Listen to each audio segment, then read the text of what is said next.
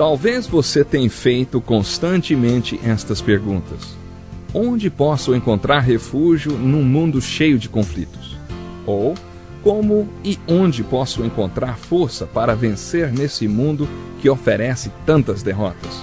Acompanhe agora com o pastor Edson Bruno mais um programa Encontro com a Palavra.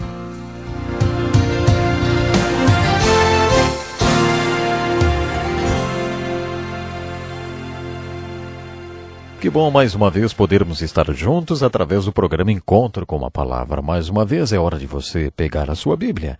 Abra no capítulo 21 do livro de 1 Reis para acompanhar comigo o estudo das características de um profeta verdadeiro.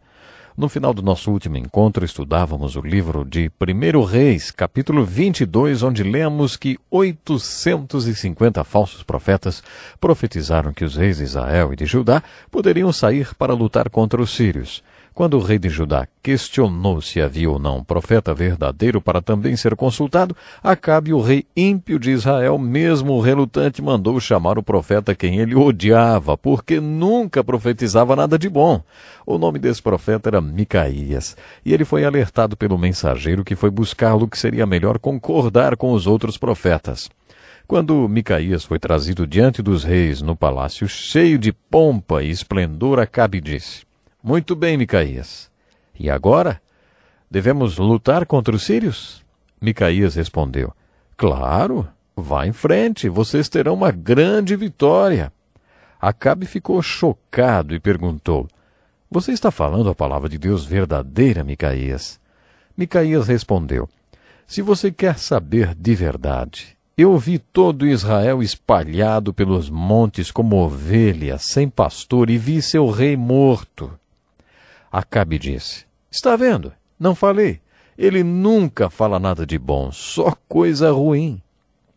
Então Acabe e Josafá decidiram levar os exércitos de Israel e Judá para atacar os sírios, conforme os falsos profetas tinham aconselhado, e não ouviram o profeta de Deus. Zedequias, aquele profeta dramático que tinha colocado chifres de ferro na cabeça, aproximou-se de Micaías e bateu-lhe no rosto. "Como você acha que o Espírito do Senhor poderia sair de mim para falar através de você?" Micaías deu-lhe uma bela resposta: "Você vai saber quando estiver se escondendo de quarto em quarto." Então Micaías fez uma grande pregação dizendo: "Ouçam a palavra do Senhor. Vi o Senhor assentado em seu trono com todo o exército dos céus à sua direita e à sua esquerda. E o Senhor disse: quem enganará Acabe, rei de Israel, para que ataque Ramote Gileade e morra lá?" E um sugeria uma coisa e outro sugeria outra, até que finalmente um espírito colocou-se diante do Senhor e disse: "Eu o enganarei." Disse o Senhor: "Você conseguirá enganá-lo. Vá e engane-o." Dá para entender por que Zedequias bateu na cara de Micaías. O que Micaías falou àqueles profetas foi realmente da parte de Deus. Acabe então emitiu esse decreto: "Lutem contra os assírios. Prendam Micaías e que ele fique a pão e água, até que voltemos." Micaías gritou: "Você não vai voltar. Se você voltar, o Senhor não falou por meu intermédio." Acabe e Josafá lideraram seus exércitos no ataque contra os sírios. Supomos que Micaías tenha morrido a pão e água naquela masmorra, porque essa é a última vez que seu nome é mencionado. No auge da batalha contra os assírios, a profecia de Micaías foi cumprida ao pé da letra. Os exércitos de Acabe e de Josafá foram espalhados pelos montes como ovelhas sem pastor. Um soldado sírio atirou uma flecha ao acaso. Havia um ponto vulnerável na armadura de Acabe, e essa flecha acabou atingindo-o. Acabe virou-se para seu escudeiro e disse: "Tire-me do combate, fui ferido." Isso também foi um cumprimento da profecia de Micaías. O rei foi morto e os exércitos foram espalhados. Observe o preço que Micaías pagou por falar em nome de Deus. Sem os milagres sobrenaturais de Deus, esses profetas não poderiam ter confrontado nenhum dos reis. Elias é o maior profeta do primeiro livro de Reis. No capítulo 18, ele vive um dos momentos em que sua luz mais brilhou. Ele estava tão cansado dos profetas iníquos de Acabe que desafiou todos eles a um duelo. Elias convocou todo o povo de Deus e todos os falsos profetas de Acabe, assim como Jezabel, para comparecerem no topo do Monte Carmelo, onde pregou um grande sermão. Elias desafiou os profetas de Baal diante de todo o povo de Deus. Ele disse: tragam 2 novilhos, escolham eles um, cortem-no em pedaços e o ponham sobre a lenha, mas não acendam fogo. Eu prepararei outro novilho e o colocarei sobre a lenha, e também não acenderei fogo nela. Então vocês invocarão o nome de seu Deus, e eu invocarei o nome do Senhor. O Deus que responder por meio de fogo, esse é Deus. Com todo o povo reunido no Monte Carmelo, os profetas de Baal, os profetas iníquos de Acabe, começaram logo de manhã. Construíram seu altar e colocaram um sacrifício sobre ele. A seguir começaram a orar. Eles oraram com muito fervor. Depois começaram a se cortar e a se baterem como era costume deles. Elias ficou só olhando até que deu meio-dia. Aí Elias começou a caçoar dos profetas de Acabe. Elias os ridicularizou. Ei, gritem mais alto, já que ele é um deus. Quem sabe ele está meditando, ou ocupado, ou talvez está viajando. Talvez ele esteja dormindo e precise ser despertado. Isso está registrado em 1 Reis, capítulo 18, verso 27. Eles oraram mais e mais, em transe, até a tarde. Finalmente desistiram. Então Elias cavou uma valeta ao redor do altar. Derramou jarros de água sobre o sacrifício até que a valeta ao redor do altar se enchesse de água. A seguir fez uma linda oração. Ó Senhor, Deus de Abraão, de Isaque e de Israel, que hoje fique conhecido que Tu és Deus em Israel, e que sou o Teu servo, e que fiz todas essas coisas por ordem Tua. Responde-me, para que este povo saiba que Tu, ó Senhor, és Deus, e que fazes o coração deles voltar para Ti. Então o fogo desceu do céu e queimou por completo todo o holocausto e evaporou toda a água da valeta. O povo de Deus caiu com o rosto em terra e gritou: o Senhor é Deus, o Senhor é Deus. Houve um grande reavivamento. O povo de Deus matou todos os 850 falsos profetas. Naquele dia, no Monte Carmelo, a luz de Elias brilhou intensamente. Primeiro, Elias dirigiu aquela mensagem para o povo de Deus, não para os falsos profetas de Acabe e Jezabel. Naquele dia, Elias começou sua milagrosa mensagem com essas palavras: até quando vocês vão oscilar de um lado para o outro? Nós já estudamos esse conceito. Um homem de mente dividida é instável em tudo que faz. Esquizofrenia espiritual era o problema que Elias enfrentou naqueles dias. Todo pastor enfrenta esse mesmo problema hoje. Não são necessariamente os que não creem que são esquizofrênicos espirituais. Quando os cristãos não vivem conforme o que acreditam, então estão com a mente dividida. O povo de Deus tinha conflitos.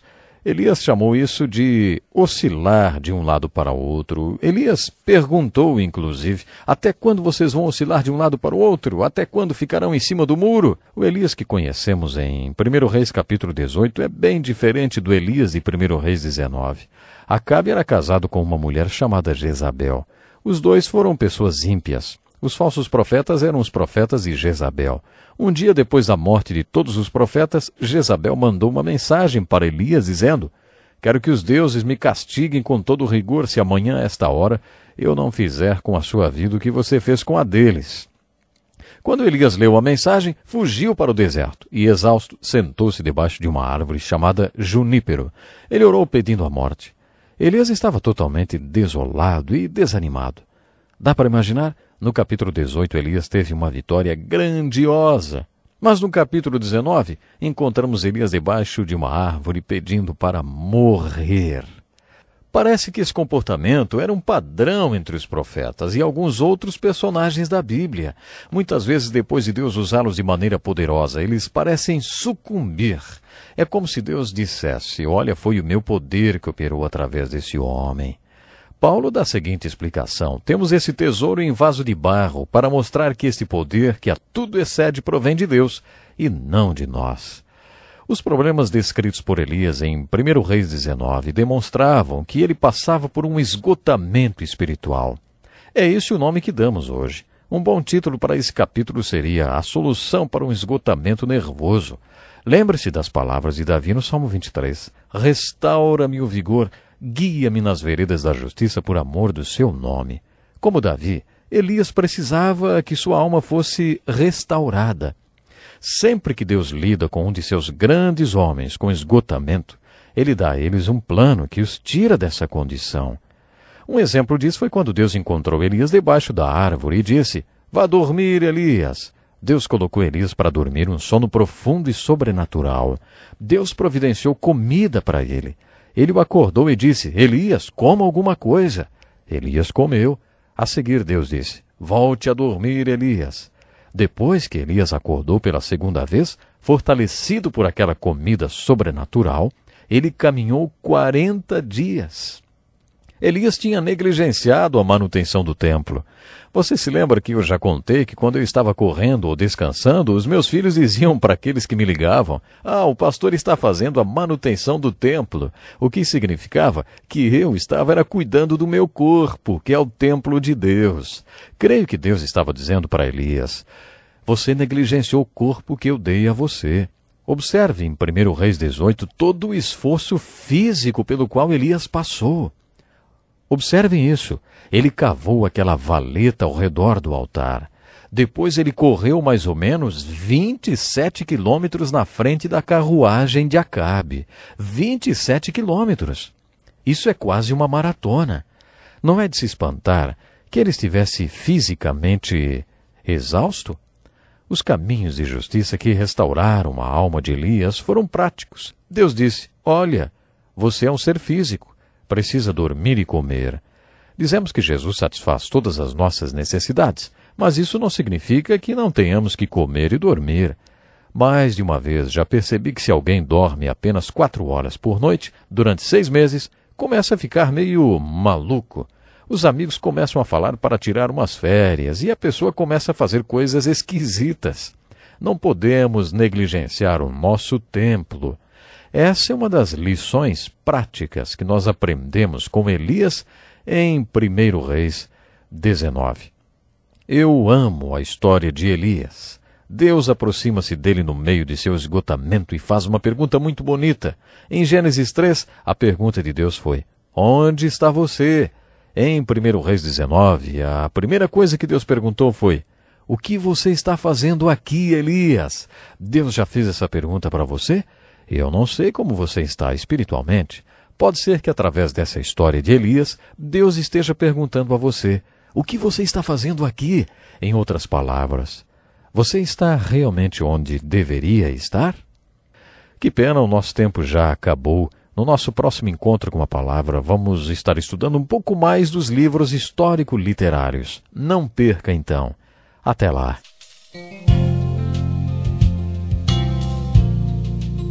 Que lição importantíssima. Obrigado, pastor Edson Bruno. Prezado ouvinte, coloque em prática o que você ouviu aqui. Sem dúvida, sua vida será grandemente abençoada. Este é um estudo escrito pelo Dr. Dick Woodward, na voz do pastor Edson Bruno. Escreva-nos e solicite o material. Nosso endereço é Encontro com a Palavra, Caixa Postal 2011, CEP 89201-970, Joinville, Santa Catarina. Até o nosso próximo encontro com a Palavra.